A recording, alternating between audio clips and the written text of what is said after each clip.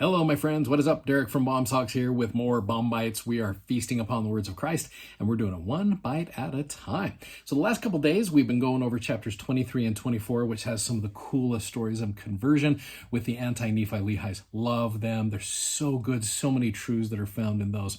Historically speaking, as I have taught these chapters in the past, the next story I automatically go to is chapter 26, which has got the coolest missionary homecoming report from Ammon. It's great verses right there. So that was my plan today to do this. And what I've generally done is I've just kind of skipped over chapter 25. 25 has just kind of been this little speed bump. In fact, if you were to look at my scriptures here, look at these things, like not even a mark on them at all. You just scroll through there. And this is another testimony, I guess I have, of the importance of marking scriptures.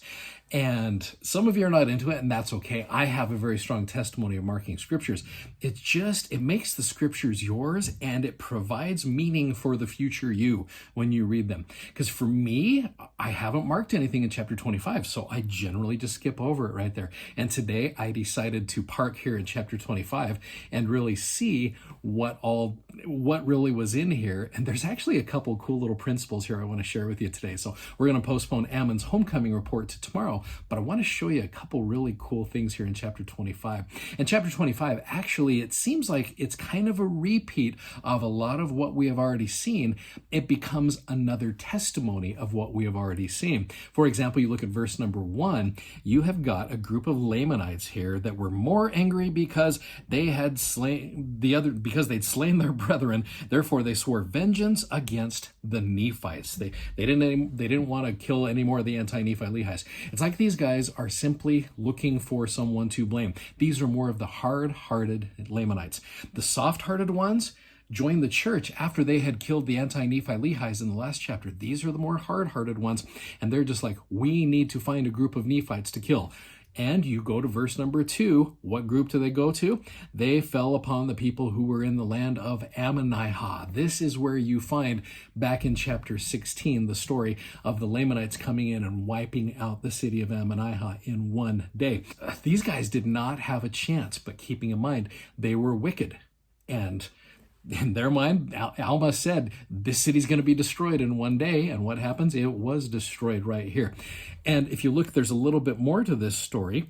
You go down to verse number 4. It says, among the Lamanites who were slain, because they'd had many battles, were almost, this word almost is crazy, almost all of the seed of Amulon. Feel free to boo that man right there. You remember that Amulon was one of King Noah's wicked priests that really gave Alma a lot of grief right there. A lot of us have those Amulons in our life that keep rearing their ugly head and reminding us of who we used to be. And so Amulon is always going to keep reappearing in our lives. And he does it right here as well, the seed of Amulon. And what happens is they go in and they usurp the power and authority over the Lamanites. That's what they have always done. They cause that many of the Lamanites should perish by fire because of their belief. And this almost becomes a rehashing of Alma chapter 14, where you had that place of martyrdom for all of the believers that were in Ammonihah. In this setting, you have got all of the believers of the Lamanites. And verse number 6 tells us a little bit about them. For many of them, after having suffered much loss and so many afflictions, began to be stirred up in remembrance of the words which Aaron and his brethren had preached unto them in the land. You remember at the end of chapter 20, it talks about how Aaron had fallen upon a group of more hardened people. And it seemed like they had a harder time believing. Well, apparently they came around and they were stirred up in remembrance right here. So it's almost like you've got a second wave of anti-Nephi Lehis right here who are starting to believe. Verse number 6, it says, they began to disbelieve the tradition of their fathers, to believe in the Lord, and that he gave great power unto the Nephites. Remembering that, man, these good things are happening to the Nephites, we want a piece of that. And thus there were many of them converted in the wilderness right there. In verse number 7, it came to pass that those rulers who were the remnant of the children of Amulon caused that they should be put to death, yea, all those that believed in these things. Now this martyrdom caused that many of their brethren should be stirred up to anger, and there began to be contention in the wilderness, and that Lamanites began to hunt the seed of Amulon and his brethren, and began to slay them, and they fled into the east wilderness. And here's Mormon's little plug here in verse 9, and behold, they are hunted at this day by the Lamanites. Thus the words of Abinadi were brought to pass, what he said about the seeds of the priest who caused that he should suffer death by fire. Man, when Abinadi stood right there in chains, in majesty, and he just said, what you do to me is going to be a type and a shadow of what's going to happen to you. Boy, that man meant business. And the Lord verifies the words of his prophet right there. That's just reason number 500,000 that you be obedient to the words of a prophet. The words of that prophet are verified, and so we follow the prophet. Why? Because he knows the way. I love that message right here. This is just a verification. In fact, you're going to see that word again here in a second, which is so cool. Verifying means it is made true. It is made to happen right there. Abinadi's words are coming to pass exactly the way he said they would happen. Well, you go down later on in the chapter, it talks about these Lamanites. It says in verse 14, they did also bury their weapons of war, according to as their brethren had. They began to be a righteous people. They did walk in the ways of the Lord and had observed to keep the commandments and statutes. And they did keep the law of Moses. Now, here's a cool little statement about the law of Moses. If you think about just the way we as members of the church sometimes get really caught up in the letter of the law, I want you to look at these verses right here and let's think really about this law of Moses. I think these guys got it. They understood what the purpose of obedience to the law was. Verse 15, they kept the law of Moses, for it was expedient that they should keep the law of Moses, as yet, for it was not all fulfilled. But notwithstanding the law of Moses, they did look forward to the coming of Christ, considering that the law of Moses was a type of his coming, and believing that they must keep those outward performances until the time that he should be revealed unto them. Now they did not suppose that salvation came by the law of Moses, but the law of Moses did serve to strengthen their faith in Christ. Thus they did retain a hope through faith unto eternal salvation, relying upon the spirit of prophecy, which spake those things to come.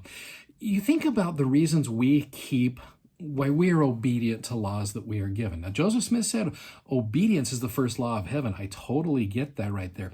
But obedience to the laws is not going to save us. This is going to sound crazy, bear with me. Reading scriptures every day is not going to save you. Keeping the Sabbath day is not going to save you. Keeping the law of chastity is not going to save you. And again, I know that sounds horrible because we think about by doing all of these things, it's going to have to save us. That's what helps us earn the celestial kingdom. That is not what it is about at all. All of these things, all of these checklist things that we do, all have one purpose, and that is to get us to come unto Jesus Christ. Obedience to those laws is not going to save us, but by doing those things, it helps us get to know Jesus Christ a little bit better. And that is what is going to save us, is our relationship that we build with the Savior in this life, and understanding who he is, what he does, and what he is able to do for us as we keep increasing our faith in him. And speaking of which, you go to the very last verse of chapter 25, verse 17. And now Ammon, Aaron, Omner, and Himni, and their brethren did rejoice exceedingly for the success which they had had among the Lamanites, seeing that the Lord had granted unto them according to their prayers. And I love this phrase, and that he had also verified his word unto them in every particular. Back in chapter 28 of Mosiah, the Lord said to King Mosiah, I'm going to save your boys. I'm going to make sure when they go down among the Lamanites, they are not going to be destroyed. That is the word of the Lord verified in every particular. I looked up the word particular because that's what I do. And the word particular had a lot of different definitions, which, again, it's very specific. But one of them was just simply the word details. And I can testify to you that God is very much in the details of our lives. If you'll just keep that in mind, I think these guys got it. And maybe that's what true conversion really is understanding what we do and why we do it. So anyway, I hope that helps you out with chapter 25. Those are some things that were just taught to me as I was going through it right there. Hopefully they benefit you as well.